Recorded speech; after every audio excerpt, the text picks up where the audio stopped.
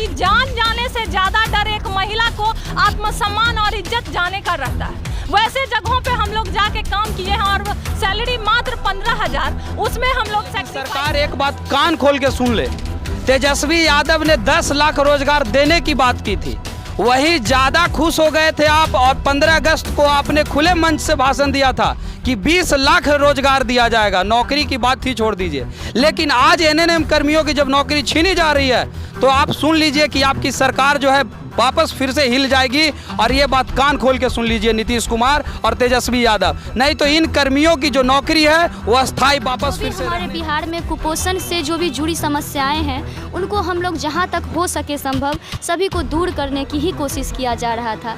लेकिन इससे पहले ही हम लोगों के साथ बहुत बड़ा अन्याय हुआ है सर। इस अन्याय को रोकना चाहिए और हम लोगों के ऊपर थोड़ा ध्यान देना चाहिए कि कैसे भी सबका घर परिवार टूटने से बच जाए। बिखरने जो है वो सीता भी होती है, सती अनुसुईया भी होती है, लेकिन जब संघर्ष की बात आती है तो दुर्गा काली का भी रूप ले लेती है। सरकार को कान खोल के सुनना चाहिए कि बेटियों के साथ और खास करके वैसे स्थिति में जब उन्हें नौकरी दे दी गई है तब उनकी नौकरी छीनने की कोशिश कतई नहीं करे, क्योंकि बेटियां जब संघर्ष पर उतर जाएगी तो सरकार की चूल भी हिला देती। किया जा रहा है और 10 तारीख के पत्रांक और दिनांक में सब डीपीओ लेवल में पहुंच गया कि आप 31 तक आप बने रहिए। उसके बाद आप अपने अपने बढ़िया बिस्तर से मिले। 4 बच्चे थे, उसमें एक बच्चे का गला घोट दिया गया। नमस्कार, मैं मनीष और आप देख रहे हैं लेटेस्ट न्यूज़ बिहार। गर्दनी बाग ये कोई युद्ध स्थल तो नहीं, लेकिन सरकार की मनमानी जो है संघर्ष स्थल जो है छात्रों के लिए, कर्मियों के लिए बना के जरूर रख दिया है। आज ऐसे ही एनएनएम के कर्मी लगातार 2 दिन से धरना प्रदर्शन पर बैठे हुए हैं और इनकी मांग है कि जब कोरोना काल में हमने अपनी ज़िंदगी को दांव पे लगा के लोगों को पोषित किया, बच्चों को पोषित किया, तो आज हम लोगों को बेरोजगार सरकार क्यों कर रही है। तो इन तमाम मुद्दों पे बात करने के लिए हमारे साथ एनएनएम कर्मी हैं। सबसे पहले ये बताइए कि आखिर क्या वजह है जिसके लेकर आप लोग गर्दनी बाग में धरना पे बैठे हुए हैं। पहली बात जानिए कि हम लोग एक ही माँ बाप के 4 बच्चे थे, उसमें एक बच्चे का गला घोट दिया गया। एक ही माँ के 4 बच्चे कौन कौन बता दीजिए। जिला स्तर पे दो था, डीसी डीपीए, और ये प्रखंड स्तर पर था बीसी और बीपीए। जो बीपीए है उनका गला घोट दिया गया है। एक सरकार की गाइडलाइन आई 1 अगस्त 2022 को कि उसमें 3 पद को रखा गया, 1 पद को हटा दिया गया, यानी कि विलोपित कर दिया गया। विलोपित पद में ये समझ में नहीं आ रहा है क्या विलोपित जो पद है वो पद विलोपित किया, जो पूर्व में जो कार्यरत कर्मी है वो आखिर कहाँ जाएंगे, उनका क्या होगा। अगर हम उसके बाद हम लोग जब डायरेक्टर सर से मिले 4 तारीख को तो उनके बारे में पूछा गया तो वो उसके बारे में नहीं बता पाए कि वो उनके पद को विलोपित किया जा रहा है। ये जो पीछे जो काम किए हैं जो आदमी पूर्व में, उनको हटाया जा रहा है। एक हम लोग रिक्वेस्ट लेटर भी उनको दिए, लेकिन देखिए आनन फानन में क्या हुआ, 5 तारीख को वो लेटर साइन हो गया कि आप लोग के पद विलोपित किया जा रहा है और 10 तारीख के पत्रांक और दिनांक में सब डीपीओ लेवल में पहुंच गया कि आप 31 तक आप बने रहिए। उसके बाद आप अपने अपने बढ़िया बिस्तर से मिटिए और घर चले जाइए। जो ये सरकार की दोहरी नीति बहुत ख़राब लगी और हम लोग को जो है सीधे परियोजना से कुर्सी से सीधे रोड पे लाके हम लोग को आज बिठा दिया गया है और हम लोग रोड पे यहाँ बैठे हुए हैं और हम अपनी मांग हम रख रहे हैं कि जिस तरह से उन लोगों को रखा गया। इसमें ये बात है कि परियोजना में जो योजना है वो अभी चल रही है, वो कंटिन्यू 2026 तक हो गई है। जब ये पहले उनके गाथी में लिखा हुआ था विज्ञप्ति में, तो क्यों हम लोग को अभी हटाया जा रहा है। हम लोग को 26 तक रखा जाए, ठीक है। अगर आपको इसमें उसका हवाला दिया गया केंद्र का, क्या मेरे पास में बजट नहीं है और राज्य व्यय करेगी, ठीक है, राज्य व्यय करेगी, ठीक, कोई बात नहीं है, लेकिन राज्य में ऐसे बहुत सारे पद खाली हैं जिसमें कि आपका जो है बड़ा बाबू का पद खाली है, लिपिक का पद खाली है, भंडार पद, जो जैसा एजुकेशन जो भी होगा हम लोग में 425 लोग में वो उनको दे दिया जाए। हम लोग का रोजगार भी बच जाएगा और हम रोजी रोटी भी मिल जाएगी। बहुत सारे लोग हैं जिनके की एज ख़त्म हो चुका है, एकदम समझ जाइए, बहुत लोग बैठे हुए हैं उनका एज ख़त्म हो चुका है। अब वो कहाँ जाएंगे, रोजगार तलाश करने के लिए कहाँ जाएंगे। तो इस सरकार की इस नीति से हम लोग कहते हैं कि जो वो लेटर हम दिया गया है 3978/10/2022 में, उसको वापस लिया जाए। हम लोग को फिर से हम लोग को परियोजना में वापस बुलाया जाए। अगर ये नहीं होता है तो हम लोग को उनके ICDS के जो पद खाली है उन पर समायोजन करके हम लोग को रोजी रोजगार दिया जाए। सरकार, दोनों सरकार से निवेदन है, केंद्र सरकार और राज्य सरकार, हम लोग के लिए जितना हो सके वो करे। उससे मेरा यही प्रार्थना और विनती भी है। बेटियां जो हैं वो सीता भी होती है, सती अनुसुईया भी होती है, लेकिन जब संघर्ष की बात आती है तो दुर्गा काली का भी रूप ले लेती है। सरकार को कान खोल के सुनना चाहिए कि बेटियों के साथ, और ख़ास करके वैसे स्थिति में जब उन्हें नौकरी दे दी गई है तब उनकी नौकरी छीनने की कोशिश कतई नहीं करे, क्योंकि बेटियां जब संघर्ष पर उतर जाएगी तो सरकार की चूल भी हिला देती है। यहाँ मेरे साथ कुछ बेटियां भी बैठी हुई हैं, आखिर अपनी मांगों को लेकर लगातार 2 दिनों से बैठे हुए हैं। क्या अभी तक आप लोगों की मांग पूरी करने के लेकर क्या आश्वासन मिला? बस आश्वासन पे आश्वासन ही मिल रहा है सर। कल से हम लोगों को काफ़ी बार मिला भी गया है। वहाँ पे कुछ लोग गए हुए थे, लेटर दिए भी हैं वहाँ जा कर के। माननीय मदन सहनी जी हैं, उनसे भी मिला गया है और तेजस्वी सर से भी मिला गया है, लेकिन वही आश्वासन मिल रहा है कि आप लोग मतलब इंतज़ार करिए, इसके लिए हम लोग बात रखे हैं, बात चल रहा है। लेकिन कब ये बात होगी सर? 31 तारीख आने ही वाला है और हम लोग का समझिए पूरा घर परिवार सब टूट गया है, सब रोड पे आ गए हैं। बेटियां घर की मान मर्यादा होती है, लेकिन आज बेटियों को सरकार लाकर सड़क पर बैठा दी है, तो क्या ये सही है? ये बिल्कुल सही नहीं है सर। हम लोगों के लिए, हम लोग घर परिवार सब कुछ छोड़ करके यहाँ पे बैठे हैं आज इतने दिनों से, हम लोग के लिए बिल्कुल ये सही बात नहीं है सर। क्या आपकी, जैसे आप लोग की जॉब अगर चली जाती है तो आप लोग के परिवार का क्या होगा फिर?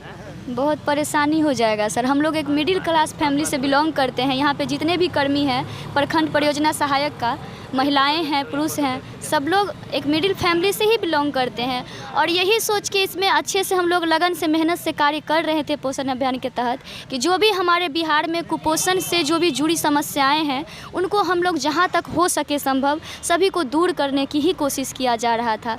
लेकिन इससे पहले ही हम लोगों के साथ बहुत बड़ा अन्याय हुआ है सर। इस अन्याय को रोकना चाहिए और हम लोगों के ऊपर थोड़ा ध्यान देना चाहिए कि कैसे भी सबका घर परिवार टूटने से बच जाए, बिखरने से बच जाए। सबके बहुत ऐसे लोग हैं जिनका एज मतलब समझिए तो एक्सपायर ही होने वाला है। वो किसी चीज़ में ना तो फॉर्म भर सकते हैं, ना अपना कुछ कर सकते हैं, तो उन लोगों का तो लाइफ पूरा ही बर्बाद हो गया। ठीक है, कुछ यंग लोग हैं, वो लोग कुछ करके अपना रोजी रोटी चला भी ले, लेकिन बहुत ऐसी सारी महिलाएं हैं जिनके साथ बहुत छोटे छोटे बच्चे हैं, उन लोगों का क्या होगा सर? अब क्या वो लोग फिर से सब कुछ स्टार्टिंग से करने में कोई भी चीज़ सर बहुत समय लगता है। कोई चीज़ आपको हाथ में मिला हुआ है, अब कोई चीज़ मिलेगा, उसमें बहुत फ़र्क होता है सर।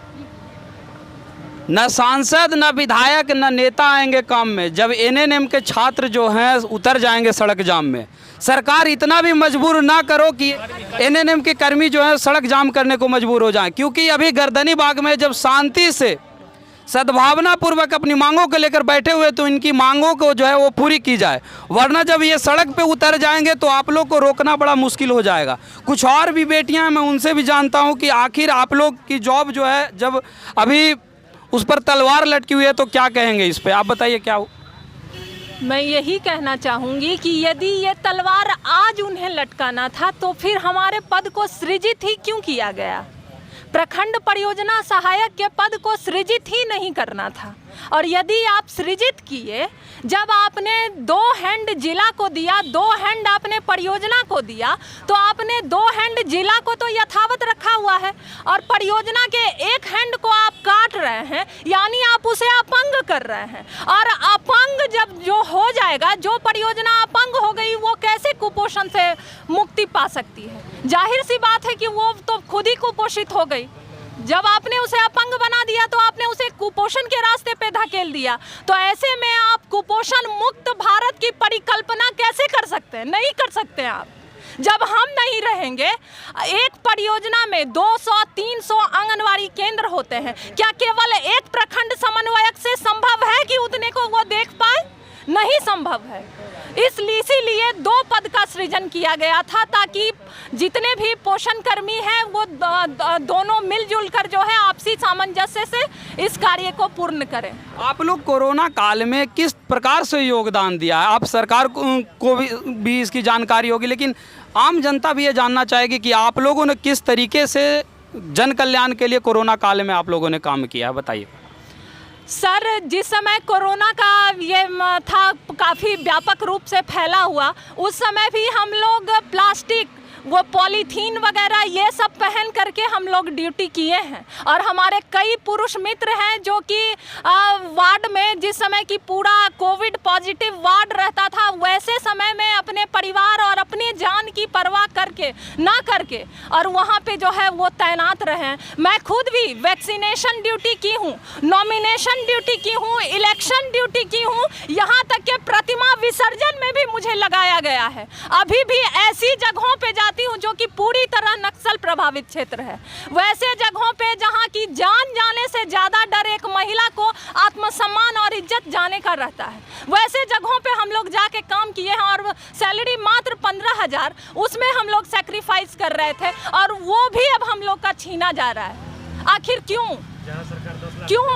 जहां सरकार जो है हमारे 10 लाख 20 लाख रोजगार देने की बात कर रही है, वहां हम इतने 450-500 के करीब युवा आखिर क्यों रोड पे बैठे हुए हैं? क्यों नहीं हम लोगों की विनती सुन रही है सरकार? लगा हुआ रोजगार छीना जा रहा है। जिसने इलेक्शन ड्यूटी किया, जिसने पोषण के लेकर बच्चों को प्रेरित करने का ड्यूटी किया, आज वो अपने नौकरी बचाने के लिए भी ड्यूटी कर रहे हैं गर्दनी बाग में। क्या कहेंगे इस पर आप? देखिए, जहाँ सरकार 10 लाख रोजगार देने की बात कर रही है, तो कम से कम हम सरकार से इतना ही रिक्वेस्ट करेंगे, कम से कम हमारे 425 लोग जो हैं उनको तो जो कर रहे थे नौकरी, उनकी नौकरी तो कम से कम बता लीजिए। इसकी क्या ऐसी गलती हो गई जो इसे 425 लोगों को रोड पे उतार दी? 425 लोग नहीं, 425 के पीछे कितना परिवार है, सब उनके साथ रोड पे आ गए। जब क्योंकि उनके पास रोज़गार ही नहीं रहेगा तो वो क्या करेंगे? यही उम्मीद है सरकार से हम लोगों का, जो कम से कम आप 10 लाख रोज़गार तो बाद में देंगे, मतलब जिसका रोज़गार लगा हुआ है उनको कम से कम वापस कर दीजिए। ये थे एनएनएम के कर्मी जो लगातार अपनी मांगों को लेकर 2 दिन से बैठे हुए हैं धरना स्थल पे। लेकिन सरकार एक बात कान खोल के सुन ले, तेजस्वी यादव ने 10 लाख रोजगार देने की बात की थी, वही ज़्यादा खुश हो गए थे आप। और 15 अगस्त को आपने खुले मंच से भाषण दिया था कि 20 लाख रोजगार दिया जाएगा, नौकरी की बात ही छोड़ दीजिए। लेकिन आज एनएनएम कर्मियों की जब नौकरी छीनी जा रही है तो आप सुन लीजिए कि आपकी सरकार जो है वापस फिर से हिल जाएगी। और ये बात कान खोल के सुन लीजिए नीतीश कुमार और तेजस्वी यादव, नहीं तो इन कर्मियों की जो नौकरी है वो अस्थायी वापस फिर से रहने दीजिए। इस तरह के तमाम खबरों के लिए देखते रहें लेटेस्ट न्यूज़ बिहार। धन्यवाद।